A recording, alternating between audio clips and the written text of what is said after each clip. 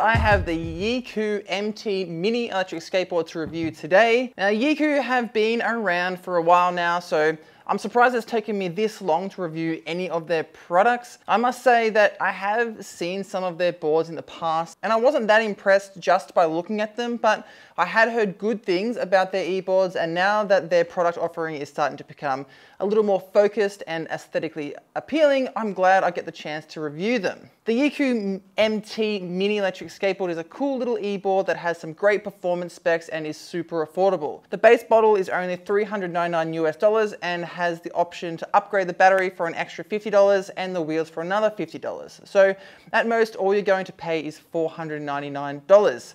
That is an absolute steal for the value you get out of this electric skateboard.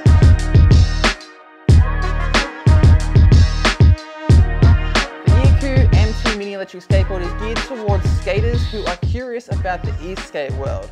It looks like a cruiser e-board and it rides like a cruiser e-board. The kicktail and the stiff deck makes it a lot of fun to ride because you can tic-tac around corners and launch off street curbs.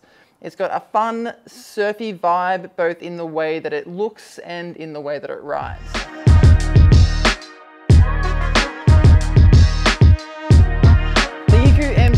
Has an 8-layer maple deck that makes it incredibly stiff. There's no flex in it whatsoever. It has a very, very slight concave that almost hardly noticeable. The shark fin kicktail appears to be quite short, however, it's more than enough to be able to tic-tac around corners and use to dodge large cracks in the road. The angle isn't too sharp either, so it's still comfortable to rest your back foot here while riding. Another nice touch is the wheel well cutouts underneath the deck that helps prevent wheel bite when turning. It's a 33.5 inch in length, which is quite a long deck for a mini electric skateboard. It took me some time to adjust to the stance because when I use a kicktail, my feet tend to be close together and my front foot takes a lot of the weight. However, in this scenario, because of the wider stance, my weight is more evenly distributed between my feet, even though my back foot is on the kicktail. It's not a bad thing, I just thought I'd mention that it is longer than you think.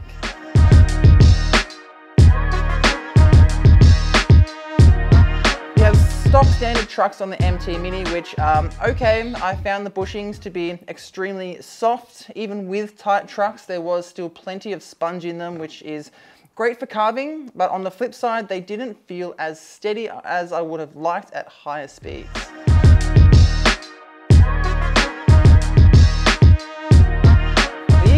MT Mini has 90mm 82A street wheels, which feel really solid. These wheels are great for sliding as you are able to easily kick them out, get a bit of a skid going, and then bring the board back to center.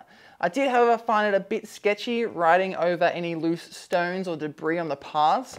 I had to bring my speed right down to feel safe riding over it. With this deck and wheel combo, you can really feel the surface of the road. Again, this is what gives it that traditional skateboard feel. The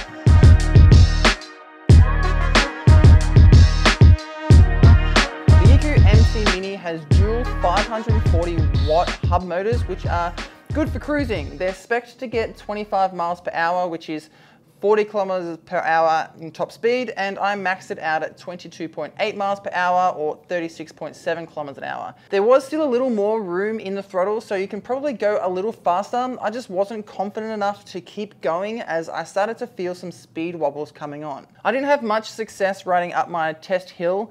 Heading up a 12% hill grade, the board dropped down to a speed of 6.8 miles per hour, which is 11 kilometers an hour, and the battery indicator on the remote showed only 1 bar and was buzzing at me. So it seems to get a bit of voltage sag, but it doesn't kick you out of your speed mode or cut off completely. It might be able to do better with lighter riders, but for people of my weight, which is about 190 pounds or 86 kilograms, it's not ideal for climbing hills.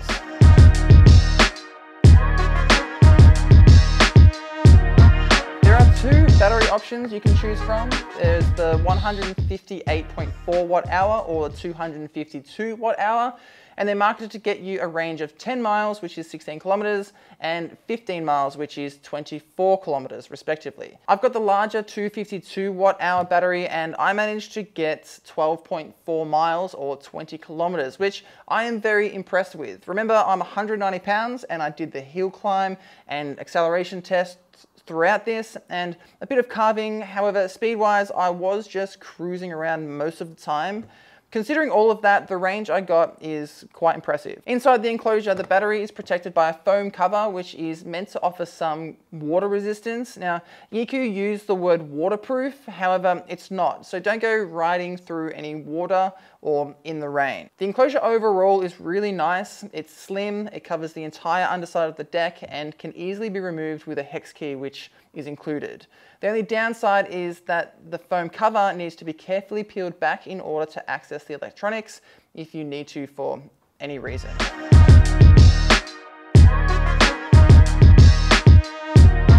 The acceleration on the Yecoo MT Mini is completely manageable for intermediate riders, and experienced riders will probably find it to be a piece of cake. The same goes for the braking. It's just really smooth. I always felt in control, and I didn't worry that it was going to cut out on me.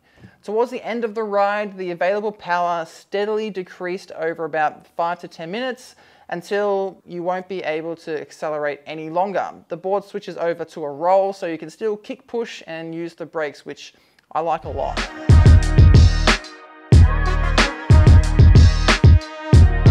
The remote is an interesting one. I mean, it's nothing new. This style of remote control is used quite often.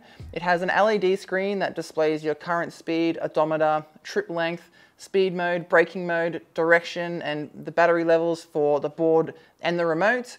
It has 4 speed modes and 4 braking modes, both being low, mid, high, and pro, and they're interchangeable. So for example, you can run speed mode mid with the pro braking mode.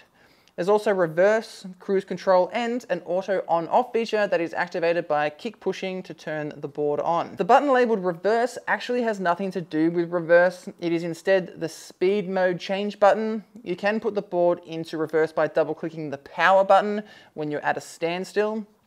I had another board like this, so the remote manufacturer must have made a printing error, or maybe the ESC firmware was updated after the printing of these remotes. I'm not sure. The only other thing about the remote I'd like to address is that it is possible to change the speed mode while you're accelerating. So be extra careful not to accidentally hit the speed mode button here, otherwise you're gonna get a nasty shock of acceleration.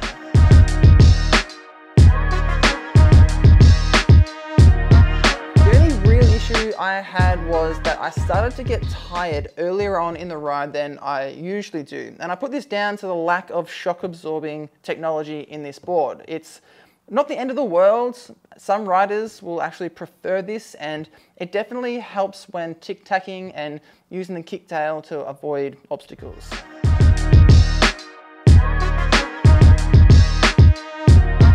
Overall, I am very impressed with the Yecoo MT Mini electric skateboard, mainly because it is so affordable and offers amazing performance specs. It was very fun to ride, even if my legs did start to fatigue a bit towards the end of the ride. I highly recommend this e-board if you're looking for something to cruise around on and just enjoy yourself. That's it. That's my Yecoo MT Mini electric skateboard review. I hope I've helped you on your journey to find the best electric skateboard that's right for you. Please ride safe out there, e-skaters, and I'll see you soon.